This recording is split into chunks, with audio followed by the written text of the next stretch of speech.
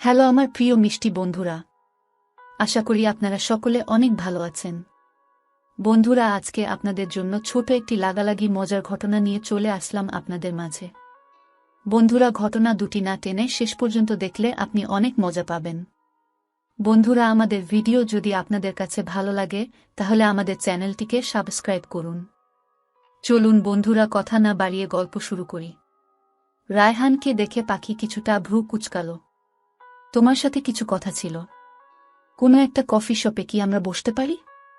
অনিচ্ছা সত্ত্বেও পাখি রাজি হল। আর যাই হোক, পাখি অভদ্র নয়, তাই ভদ্রতার খাতিরে রায়হানের সাথে গেল। কফি শপে বসে রায়হান 2টা কোল্ড কফি অর্ডার করল। পাখিকে জিজ্ঞেস করল, আর কিছু খাবে নাকি? পাখি না সূচক মাথা নাড়ল। আমার একটু তাড়া আছে ভাইয়া। কি বলবেন, তাড়াতাড়ি বললে ভালো হতো। রায়হান ও ভনিতা না করে শুরু করল, আসলে ইরামের ব্যাপারে কিছু কথা ছিল। ভাইয়া প্লিজ, আপনার বন্ধুর হয়ে সাফাই গাইবেন না দয়া করে। আমার শুনতে ভালো লাগবে না। ওর নামে সাফাই দেওয়ার কিছু নেই। তোমাকে শুধু কিছু সত্যি কথা বলতে চাই, কারণ তুমি যা জানো তার পুরোটা সত্যি না। আংশিক সত্যি খুব ভয়ঙ্কর হয়। আর ইরামের স্ত্রী হিসেবে ওর অতীতটা তোমার জানার অধিকার আছে, আর সেটা অবশ্যই সত্যিটাই। পাখি চুপ করে আছে।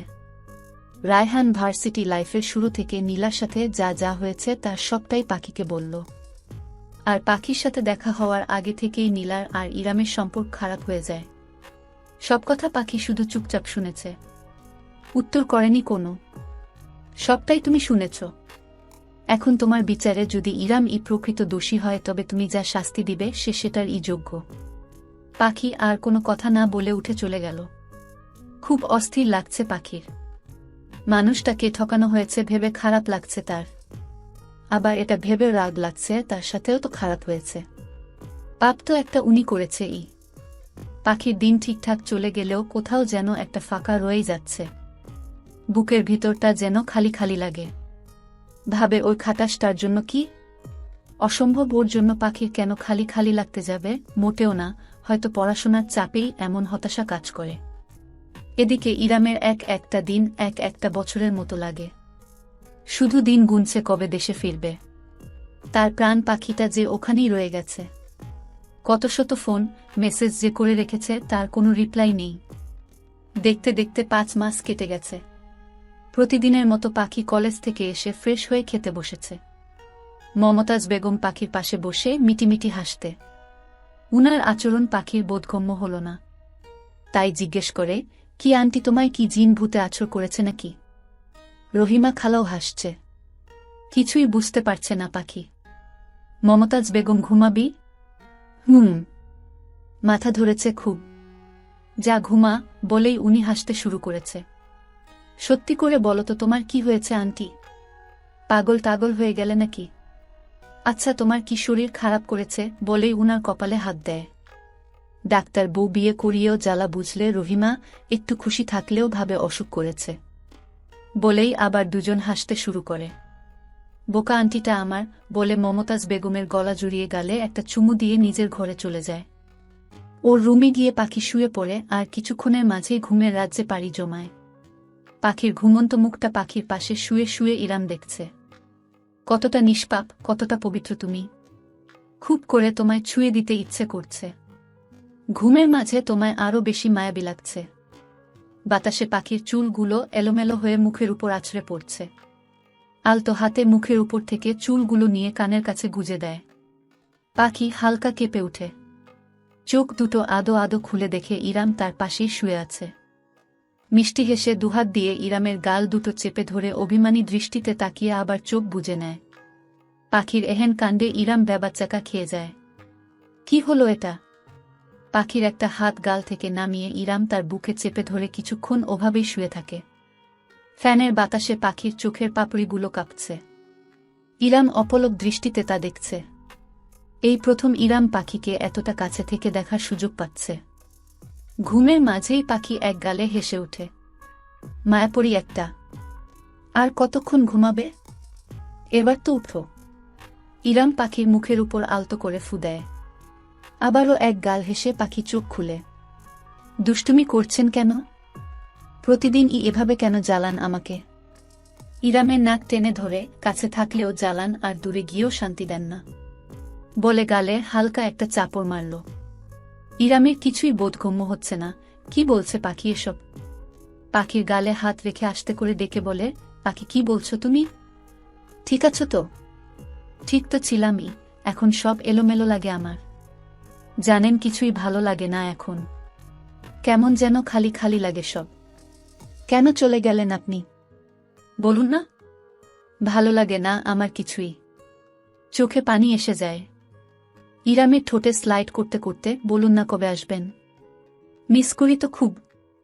ইরাম হালকা হেসে বুকে জড়িয়ে নেয় পাখিকে। এই তো এসেছি আমি, বলে মাথায় বিলি কাটতে থাকে। ইরামের বুক থেকে মাথা তুলে অভিমানী দৃষ্টিতে তাকিয়ে বুকে হালকা চাপড় মেরে বলে, এমন তো প্রতিদিনই আসেন আর ঘুম ভাঙলেই চলে যান। তাই আজ আর ঘুম থেকেই উঠব না আমি, বলে আবার ইরামের বুকে মুখ গুজে দেয়। ইরামের আর বুঝতে বাকি থাকে না পাখি ঘুমের ঘোরে এসব বলেছে। ঘুমের ঘোরেই বলুক আর যেভাবেই বলুক পাখি যে তাকে মিস করে, এতে ইরামের ঠোঁটের কোণে হাসি ফুটে। পাখিকে শক্ত করে বুকে চেপে পরম আবেশে চোখ বুজে নেয়। কখন যে ইরাম ও ঘুমিয়ে যায় টের ও পায় না। মাগরিবের অনেক পরে পাখির ঘুম ভাঙে। ঘুম ভেঙে দেখে সে ইরামের বুকে শুয়ে আছে। দেখেই লাফিয়ে উঠে বসে দেয় এক চিৎকার। দুই কান চেপে ধরে ইরাম উঠে বসে বলে, এই সমস্যা কি তোমার? চিৎকার করছো কেন? আপনি আপনি কিভাবে? কিভাবে মানে? ছাদ টপকে এসেছি। আপনার তো আসতে আরও 1 মাস দেরি। আমার বউ আমায় এত মিস করে, আর আমি 6 মাস পূর্ণ করে আসি, তাই না? বউ মিস করে মানে? কেন করো না? আপনাকে মিস করার কি কোনো কারণ আছে? কারণ না থাকলেও যে আমার বউ আমায় মিস করে তা আমি জানি। কি ব্যাপার, লোকটা জানলো কি করে? আচ্ছা, তখন কি আমি স্বপ্ন দেখছিলাম নাকি সত্যি? সে যাই হোক, প্রকাশ করা যাবে না কিছু। সব জানতা শমশের আপনি। আমি। তখনই দরজায় নক পড়ল। কি ভাই, 1 ঘন্টা ধরে যে আমরা বসে আছি তার খবর কি আছে? বউয়ের সাথে রোমান্স শেষ হলে তুই কি বেরুবি নাকি একবারে কাল সকালেই আসবি? আশার গলা। তার মানে শিওর উনিই এটা। কিন্তু 1 মাস আগে কি করে? আশা এসেছে আজ, বাচ্চা কাচ্চা সহ। রাতে সবাই একসাথে ডিনার করে পাখি তার রুমে চলে গেল। সাথে সাথে ইরাম হাজির। কি ব্যাপার, আপনি এখানে? তো কোথায় থাকব? কোথায় থাকব মানে? আপনার রুমে? বউ নাই, আমি ওখানে একা একা কি করব? আজাইরা প্যাচাল বাদ দেন। কিসের বউ বউ করছেন? বউকে বউ বলবো না তো কি শালি বলবো? ওহো, আমার তো একটা শালিও নাই। ওকে একবার বউ বলবো, একবার শালি বলবো, চলবে? কি বাজে বকছেন? যান তো এখান থেকে। অফ যান বললে। জানটাই ঠান্ডা হয়ে গেছে আমার। বুকে হাত দিয়ে। আপনি কি লন্ডন থেকে পাগল হয়ে এসেছেন? গিয়ে পাগল হয়ে গেছি। বউয়ের বিরহে পাগল। আবার বাজে বকছেন। যান এই ঘর থেকে। যেতেই তো চাইছি। চলো। আমি কেন যাব? তুমি কেন যাবে মানে? এটা তোমার ঘর না। আমার ঘরই তোমার ঘর। আপনার ঘর আমার ঘর। মনে নেই প্রথম দিনের কথা? ইরামের মন খারাপ হয়ে যায়। পাখির কাছে এসে যেই না হাত ধরতে নেই, পাখি চেঁচিয়ে উঠে, এই একদম না। চোখ রাঙিয়ে। ওকে ওকে, চলো তো এবার। ভয় পেয়ে 2 পা পিছিয়ে। অসম্ভব যাব না আমি। পড়া আছে আমার, জান বলছি বলে ধাক্কা দিয়ে বের করে দরজা লাগিয়ে দেয়।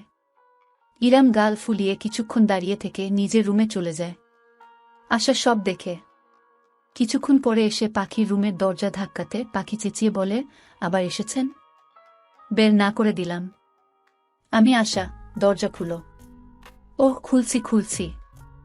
জিহবায় কামড় দিয়ে। দরজা খুলে পাখির চোখ কপালে। আশা বালিশপত্র নিয়ে হাজির। কি ব্যাপার ছোট আপা, তুমি বালিশ নিয়ে কই যাও? ঘুমাবো এখানে, তুমি ভাইয়ের ঘরে যাও তো পাখি। কিন্তু আপা। এখন বাপের বাড়ি এসে একটু আরামে ঘুমাতেও পারবো না, তবে যাই, তবে আম্মার রুমের ফ্লোরে গিয়েই ঘুমাই। মেকি রাগ দেখিয়ে। এই না আপা, তুমি এখানেই ঘুমাবে। আমি যাচ্ছি বলে ল্যাপটপটা নিয়ে বেরিয়ে যায়।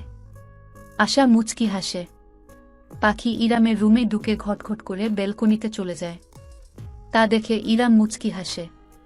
পাখি তবে ফাঁদে পা দিলে